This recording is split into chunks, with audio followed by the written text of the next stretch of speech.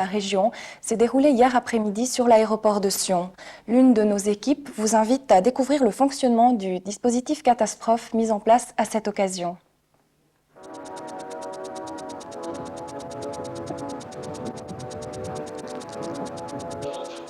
Pour les employés et les services de sécurité de l'aéroport, c'est un jour comme les autres. Il y a juste ce vol de la compagnie Crossair en provenance de Bâle qui doit atterrir en début d'après-midi. Comme d'habitude, les pompiers s'équipent et embarquent dans leur véhicule. Prescription internationale oblige.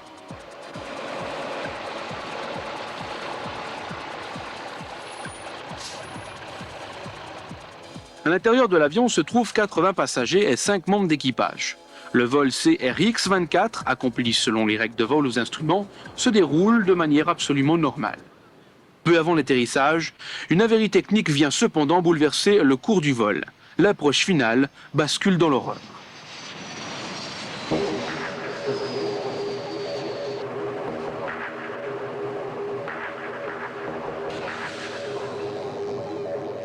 Il est 14 heures passées de quelques minutes lorsque le pilote du RJ-100 perd le contrôle de son appareil et atterrit de manière bien trop brutale. Sous la violence du choc, le train d'atterrissage se brise, une partie des bagages est projetée à l'extérieur de la machine. L'un des moteurs s'embrase, 40 personnes sont blessées dans l'accident. L'équipage active les toboggans de secours et commence l'évacuation des victimes.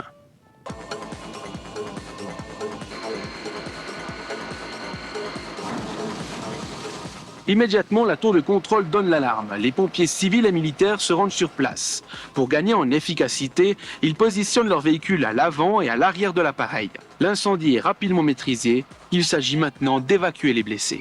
On se rend compte qu'on a affaire à une véritable catastrophe. La centrale d'engagement de la police cantonale mobilise toutes les forces disponibles. C'est parti aussi, donc Information 144, qui a lancé les moyens civils disponibles par rapport finalement au déroulement de tout ce qui peut se provenir et qui peut se passer un seul jour, comme aujourd'hui. En quelques minutes seulement, d'importants renforts affluent à l'aéroport. Sur place, on procède à la mise en place d'une grosse infrastructure de sauvetage. Bientôt, tous les intervenants se mettent à travailler, main dans la main. Ces exercices sont très utiles. Premièrement, on est en contact avec les autres intervenants, on a un contact humain, on se connaît et puis le message passe après beaucoup plus facile. Et puis aussi, bien sûr, pour découvrir des petites lacunes, alors c'est nécessaire de faire de tels exercices. Tous les états-majors sont regroupés en un PC front, facilitant la circulation de l'information. Le périmètre de l'accident est divisé en différents secteurs. La zone 1, englobant les abords immédiats du lieu du crash, n'est accessible qu'aux sapeurs-pompiers. La zone 2 est affectée au triage des passagers, blessés ou non. Tout le monde reçoit une étiquette de couleur orange qui permettra un suivi complet du cheminement du patient. Un accident comme ça, où finalement on a des figurants, je crois qu'il y a une 40aine de blessés, c'est extraordinaire d'avoir des gens qui sont préparés, on a le sentiment d'être confrontés à la réalité. La circulation des véhicules d'urgence est réglée comme du papier à musique. Afin d'éviter l'encombrement inutile des routes, tous les secours sont tenus de suivre un itinéraire précis. Parqués dans un secteur expressément réservé à cet effet, les ambulances attendent sagement d'être appelées afin de ne pas gêner l'accès sur place. L'exercice que j'ai vu aujourd'hui, et ce n'est pas le premier que je vois ici en Valais, m'a montré que de gros efforts ont été faits pour pouvoir faire en sorte que les moyens soient adéquats et correctement mis en œuvre. C'est vrai que ce n'est pas forcément toujours parfait dans tous les domaines, mais un gros effort a été fourni.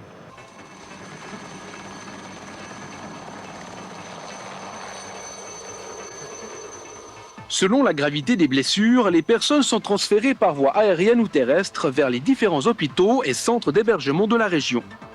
Pour les besoins de l'exercice, tous les figurants ont été transportés dans la région des îles. Dans l'aérogare, plusieurs dizaines de figurants simulent les réactions des parents et amis des victimes.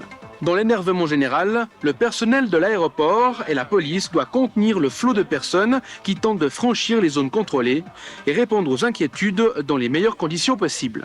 Rassemblés dans une grande salle du restaurant, les proches des victimes patientent. 2 personnes subissent des malaises cardiaques. Les ambulanciers sont sur les dents.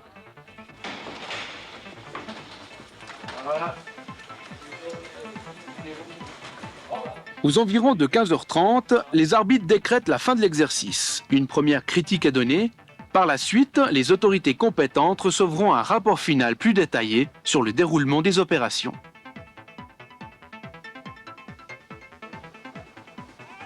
L'aéroport dispose de forces combinées de sauvetage et de lutte contre le feu. Les militaires peuvent être engagés durant les jours ouvrables, tandis que les civils assurent une permanence durant toute l'année. L'arrivée de moyens porteurs a contraint les autorités à mettre en place une structure d'intervention particulière. Sur la place de l'aéroport, nous avons deux sortes de pompiers. Les professionnels qui travaillent à l'aéroport et qui doivent s'entraîner chaque premier mercredi du mois l'après-midi. Et les pompiers de la ville qui sont appelés à venir en renfort lors d'arrivée d'avions moyens porteurs. Et ces gens-là ont un entraînement spécifique sur les feux en aviation et ils s'entraînent 3 voire 4 fois par année. Les aéroports, comme Genève et Zurich, disposent de véritables pompiers professionnels, entraînés quotidiennement aux missions particulières du service de sécurité. Dans le fond, les pompiers sédunois seraient-ils capables de rivaliser avec leur homologue du bout du lac ? Tout le problème réside dans l'entraînement qu'on veut bien leur donner. Un sapeur qui est prêt, c'est un sapeur qui est bien entraîné. Donc toute la préoccupation de l'encadrement et des autorités vise à ce que l'entraînement soit de bonne qualité, de telle façon à ce que l'intervention des sapeurs sur un lieu d'accident soit optimum. Des règlements de l'Office fédéral de l'aviation civile prescrivent des entraînements réguliers pour les aéroports de la catégorie de Sion. Le dernier gros exercice sur sol sédunois, baptisé Aiglon, avait été accompli en 1995.